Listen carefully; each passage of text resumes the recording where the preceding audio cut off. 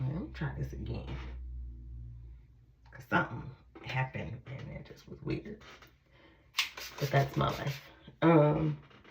But I was thinking about, as homecoming is coming up for Tuskegee, woo! But homecoming is coming up, and then just the friendships that I still have since college, right? I was thinking about this just on my way home, but I was kind of chuckling because I became a Christian in college, and I thought about how the Christian women that I ended up being around, when I first encountered them, that's what I was thinking about. Because I was thinking about being a loner.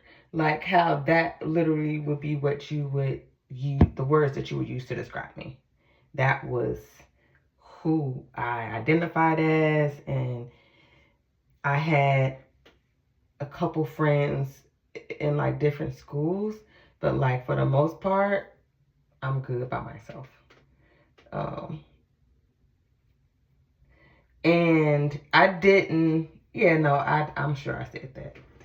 But all that to say, I started thinking about the importance of community, especially for people who are like that, and meaning naturally or through trauma, right? There are people who are just built like that, and it is easy to kind of just feel like, yeah, like you're good like that.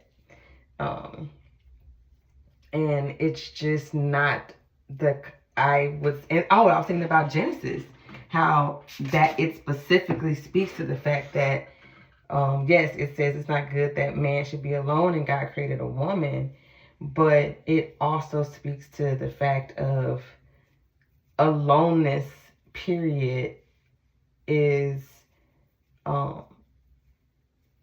not God's desire for us.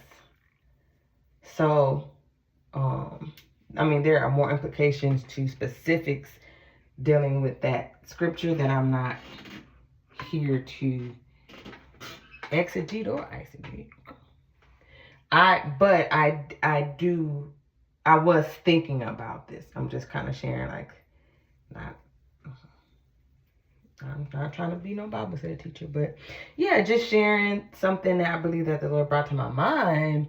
That so I would have said, yeah, like I'm good like that. Like that's how I am. That's how I'm made. And I feel like I've thrived in that space to some degree. And I didn't necessarily often feel alone because I still had people, they just weren't close to me. And so anyway, when I got to college and I was around these Christians, I started thinking about the love of God and how it outpours on us and how it can be overwhelming and how it can feel foreign, especially to those who maybe families didn't have a huge outpouring of love. But it can also feel unsafe and initially, and let me just say that. And my point was, or just weird, uncomfortable. Let me say uncomfortable. Which a lot of times when we're uncomfortable, we don't feel safe in whatever the space is. But I say that because these women, these other sisters, women, would cook for me, invite me over, like just show me all this kind of love. And let me say, I love my sister, and she's a great sister.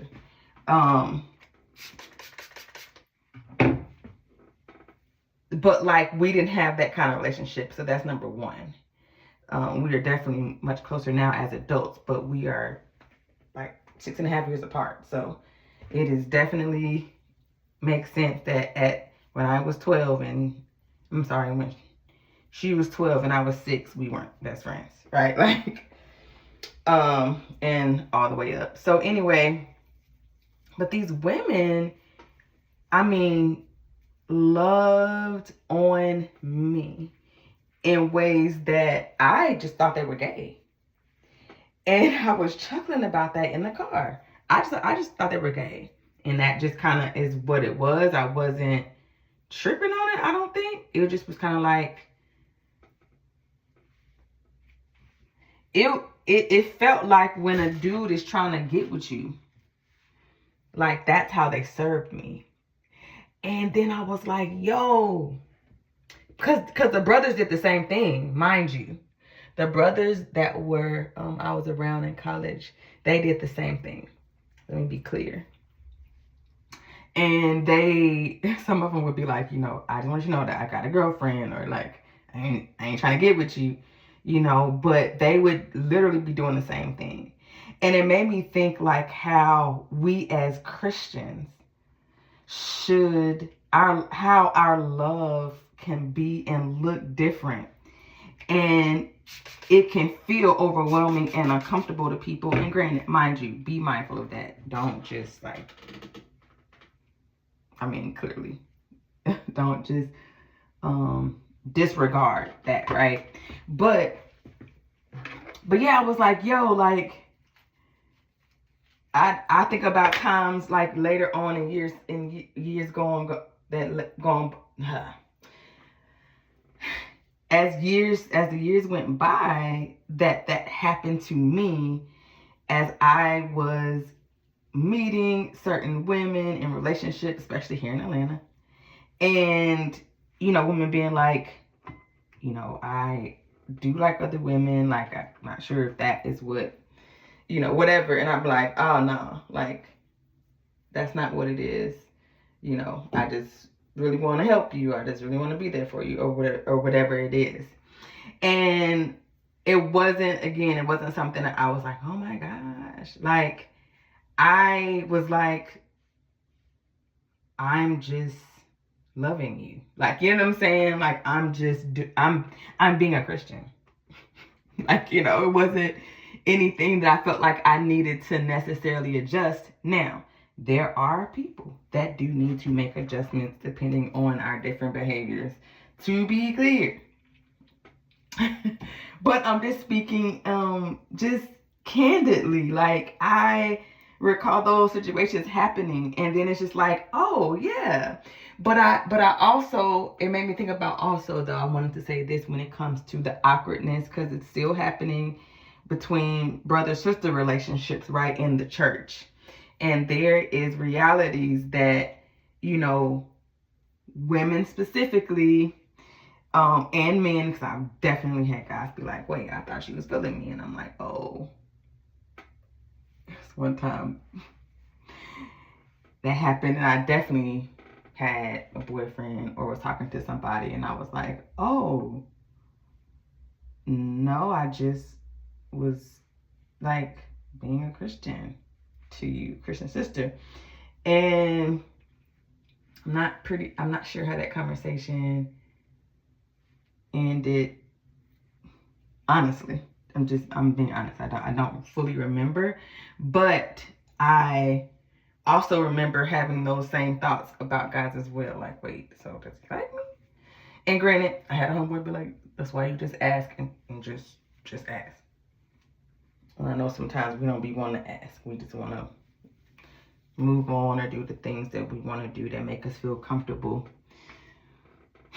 And that's real. But anyway, I say this about male-female relationships because we need them. Yes, we do. And we need them healthy. And we need them because again, the systems that are not of God and don't know God, but want to or need to, or that is God's plan, right? It's like, how is our love different than anybody else's? And again, it made me think about that, especially depending on what sex you are into, right? Like, it should or can, not to say that it should, but it can feel like, yo, this person trying to be my boo, whether it's a female or a male, right? Like, this person is loving on me. Of course, capacities are different. timings are different, relationships, appropriateness, right, are different. But I felt that even I've had encounters even with married men, and now culturally, I will say there's realities in Black cultural Christianity and white cultural Christianity. I mean, let me just put that there, because there's definitely some differences in how behaviors were, as in my observation after years and being in those different spaces. I'm like, oh, okay. And again, that's why it's not one size fits all, but it's definitely like when it talks about in Romans, like outdoing one another and showing love, like serving. Like it is definitely that, again, in the ways that the Lord leads, in the ways that it seems appropriate for you. But again, I'm just kind of chuckling in my mind, because it's also like, yeah, you could even be thinking someone likes you, wants to be with you. And here's the thing I want to say that happened to me, right? Once the Lord, because let me be very clear, coming from being a loner and I was totally fine, I prayed daily for the Lord to give me a love for people the way that He loves people for years. Let me be very clear. It a lot of prayer and just time spent with people, time spent away from people, and counseling and all the things, all of that, discipleship, all of that was included. But I do want to say, yeah, like I wouldn't change, those things, and everything wasn't done right, and whatever, and you have to learn and go back and apologize and all those things. But I do want to say that, again, that the love should look different is my main point. That love that we're supposed to show one another as believers should look different, and it won't always look appropriate, because again, people come from different cultural backgrounds and understandings of relationships.